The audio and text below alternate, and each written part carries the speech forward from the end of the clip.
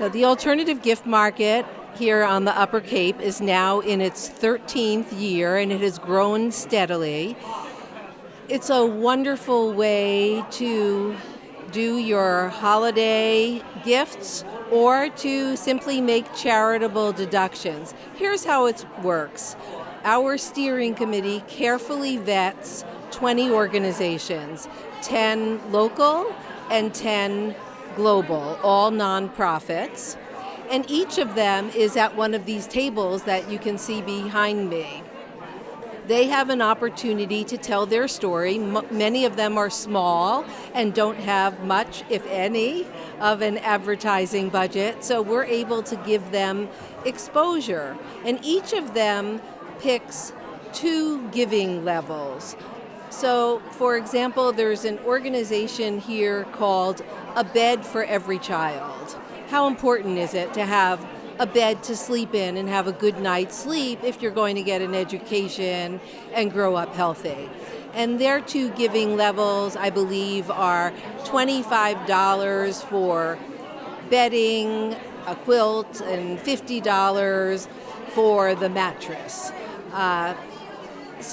And each organization has picked 2 giving levels. People walk around with this shopping list that shows the 20 organizations and gets to talk to everyone who is staffing these tables. And then they go up to the stage, have some coffee, some homemade pastries, and get to decide how they'd like to spend their money. Very often people will say, well, my daughter is a school teacher, so they would like me getting a gift for this preschool in Guatemala. And people really make their gifts very personal. It's for causes that they care about, whether it's peace in the Middle East or the environment or someone having enough food on their table or human trafficking, just as a couple of examples. Hi, I'm Karen Shalati. I represent Flower Angels USA of Cape Cod. We deliver teacup-sized bouquets from repurposed flowers to nursing homes and hospice houses from Bourne to Provincetown. We're strictly volunteer. We have over 60 adult volunteers as well as 24 community connections disabled adult volunteers. We deliver locally nursing homes, hospice houses, anywhere from Bourne to Provincetown, from independent living facilities to full-scale nursing facilities. We do random acts of kindness, and we hope that the rest of the world will do the same and pass it along. Hi, I'm Sarah Cloud. I'm involved with the Moon and Back. To Moon Back is an advocacy and support group for caregivers. That could be foster, could be parents, it could be grandparents that are raising babies and children that have been born exposed or addicted. So a lot of the work that we're doing is around education and advocacy to understand that there are issues or challenges and special needs for the children throughout their lifespan that have been born exposed or addicted. And we really work with caregivers to support them in that. We work with professional providers like primary care to better understand what the children's needs are. And we also offer scholarships. So there's a lot of additional expenses very often for children, who PTOT, neuropsych evals, and then it gets really expensive. So we offer treatment scholarships to help pay for some of that, to help alleviate some of the financial burden that these very special caregivers are experiencing. So we started on the South Shore, but we support folks across the Commonwealth. We are currently running support groups both in Plymouth and Fall River, and we even have a chapter in West Virginia at this point as well. It's a great need, and it's a very special cause, as you can tell from our name of our organization, To the Moon and Back.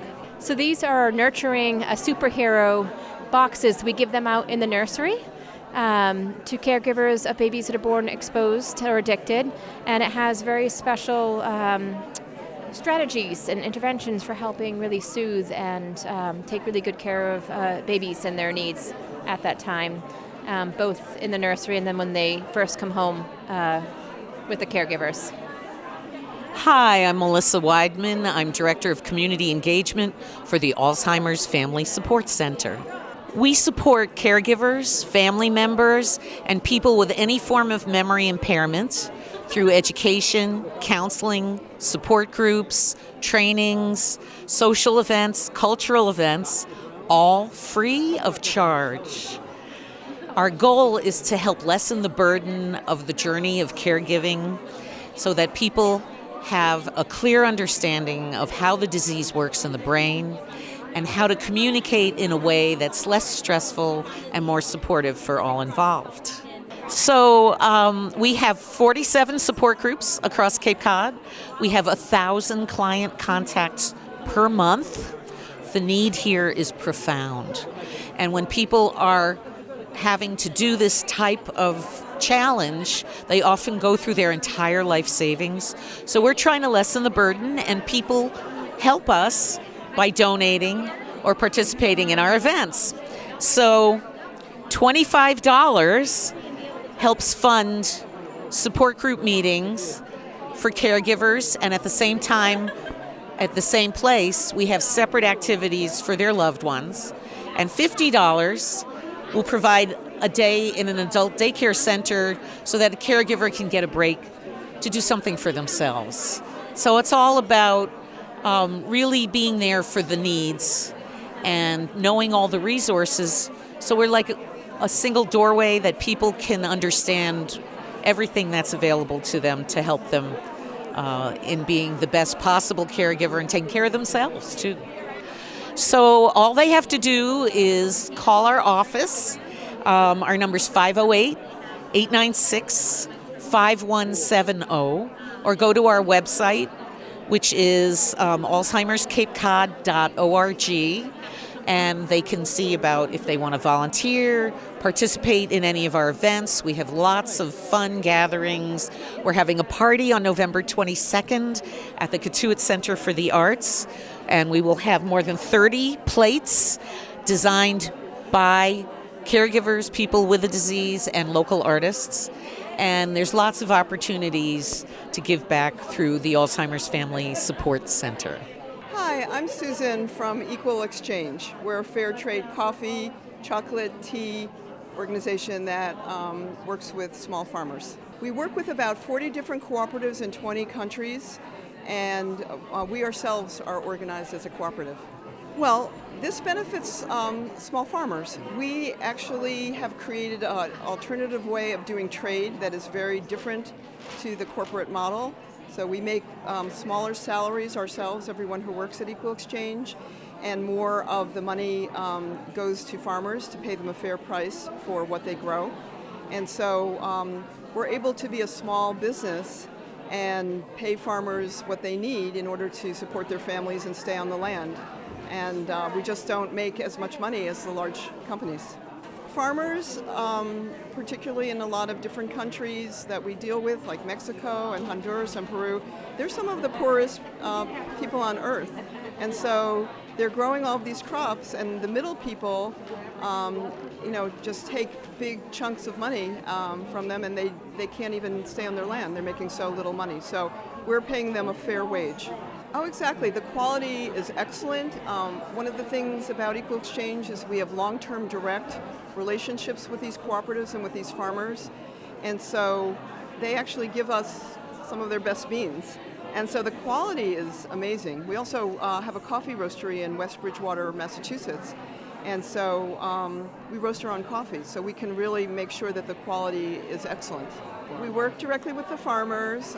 We have some new products that are from the West Bank in Palestine, and it helps Palestinian farmers to stay on the land and make a living because their options are so limited. I myself have been over there, and we work with a great group that gives technical assistance to farmers because there's drought there. The land is very arid, and it's very hard for them to move their products. So we have those products as well. We try to support small farmers wherever we can. Here's a list over here of where these products are available. They're available at the Windfall Market, the Mashpee Organic Market, 141 Bradford Natural Market, Chatham Market, and Market Basket. So people can actually buy these products in supermarkets as well. Well, we just want to encourage people to try to use their buying dollars in a different way. To make different kinds of purchases, because there's just fewer opportunities for small business people to get their products out into the world with corporations taking over. And so, unless people want these companies and these business people to disappear, they really have to do their research and figure out who to support with their dollars. And so we would encourage people to buy fair trade products and to look for products that support small farmers and small business people who are artisans as well. I'm Elsa Gomes-Bondlow, and I work for the International Institute of New England. The International Institute of New England is an organization that was started 100 years ago as a resettlement agency and helping immigrants and refugees. So it was after the war, and people thought to welcome the refugees and the immigrants that were coming to their town at the time in Lowell, Massachusetts. And we now have offices there in Boston, Chinatown, and also in Manchester, New Hampshire. So today we're here to kind of showcase all our services because they're open to everybody. One of the services that we're talking about is legal services. So immigrants and refugees and any kind of person that needs legal services can come to the International Institute. We provide these services, mostly forms services, which means that if people are applying for their green card or they are applying for their citizenship, those things are things that we handle. Instead of going to an expensive immigration lawyer, which is sometimes prohibitive for a lot of people, we provide those services at a low cost or free. We provide those services also to protect the people that are receiving them, because a lot of people, that jeopardizes their status, or if they go to a person that doesn't know how to fill the forms, or if they try to fill them themselves, sometimes they get into trouble and there can be some problems. So we make sure that we have a lawyer on staff, we have paralegals on staff that help people fill out the forms and make sure that everything is correct. So when people are newly arrived, we are kind of the first organization that receives them. We wait for them at the airport. We have a house that they come to that we provide for them and that we set for them. We make sure that people have English classes if they need them, skills training classes to go into jobs in hospitality and healthcare, and then kind of follow them the next first years that they're here in the country. So our website was probably the best way. It's www.iine.org, International Institute of New England. So IINE is easier to remember.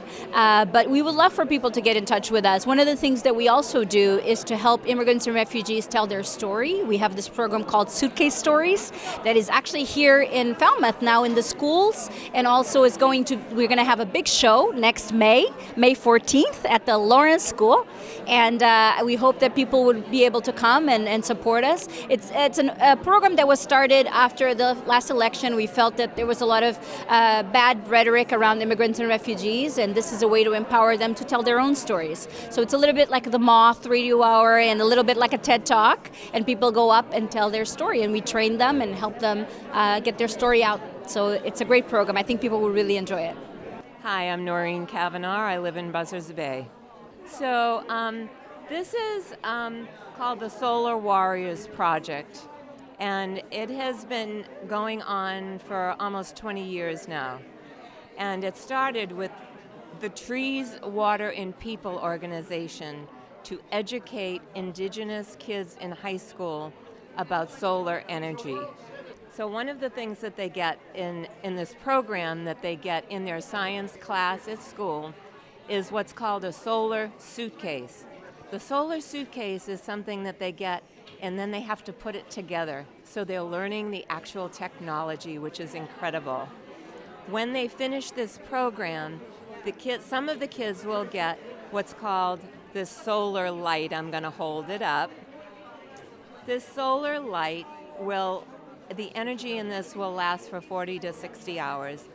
And a lot of the kids living in the indigenous areas of Minnesota, California, trying to remember New Mexico, and South Dakota.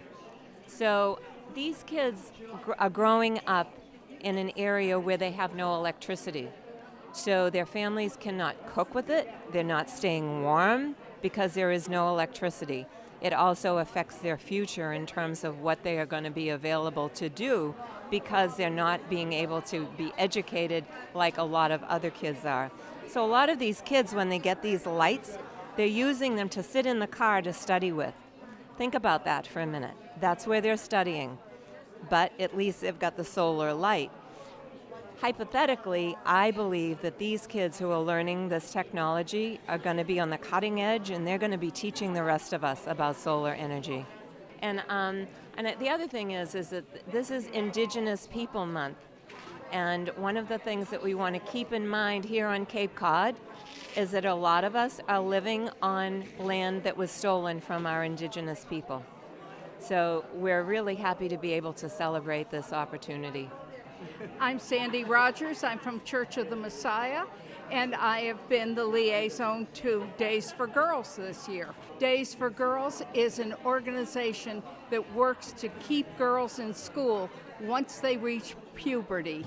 And once they have their periods, very often they are not able to go to school anymore because for 7 days they're often put in a cow barn or somewhere to sit on straw. This way, they give them a kit that contains materials that are totally recyclable, reusable, and they can continue to go to school. And it's made an enormous difference in many developing countries. After 2 or 3 months, they drop out of school. They don't go back to school. And without girls being educated, it changes the whole complex of the country. They very much want to go to school, and this allows girls to go to school with dignity. You can go online, and Days for Girls is very easily found online, and it is headquartered in San Francisco, and they work all over the world, any place that young girls are disadvantaged. Yeah, we've had a really great turnout.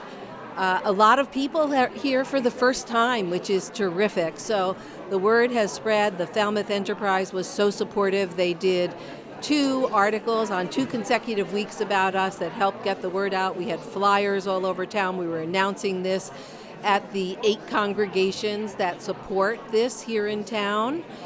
So, and I think you can hear from the din behind me how spirited it is and how much conversation is going on. And people just feel good when they leave here knowing that they're doing something to help their local community and perhaps the world community.